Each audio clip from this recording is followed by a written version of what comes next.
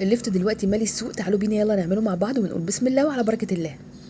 اول ما بنجيب الليفت بيبقى كله رمل وطين، فبحطه الاول في ميه لمده ساعه او ساعتين لحد ما ينزل الطينه بتاعته، وافضل اكب الميه واشطفه، اكب الميه واشطفه لحد ما ينضف خالص.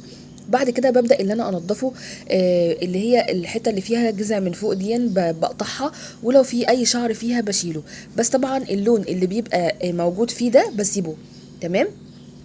انما بقى التقطيعه براحتك خالص، قطعيه زي ما انت عايزه، انما لو هتقعديه مثلا فتره شويه يعني فبتطخني التقطيعه بتاعته شويه. اكتبوا لي برضو التريكات بتاعتكم ايه في الليفت، يعني خلينا نستفيد من بعض.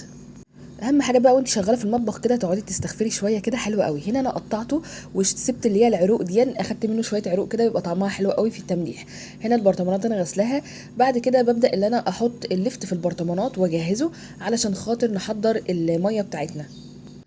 اللتر عليه لتر الميه، بعاير ازاي لتر الميه عشان برضو ما تتلخبطوش، 4 كوبايات اللي هم العاديين بتوع الشاي، تمام؟ ده لتر ميه. بياخد 4 معالق من الملح ومعلقه صغيره من السكر ومعلقتين كبار من الخل. شفتوا الدنيا سهله ازاي؟ وبعد كده بقى بقلب كده زي ما انتوا شايفين. انا هنا بقى قبل ما ملحه بحط كده ايه شريحه من البنجر، برضو تدي برضو لون ايه حلو، علشان خاطر احنا هناكله بعد قد ايه، بعد 5 ايام. يعني هنحط عليه الميه ونقفل بقى البرطمان كده ونسيبه بقى يتملح بالتمليح بتاعه القمر ده، بالحته البنجرايه دي، بيقعد 5 ايام بقى وتاكلوا احلى لفت بجد، بيبقى حلو جدا ومقرمش كده. السكر بقى بيخلي فايدته انه يبقى مقرمش.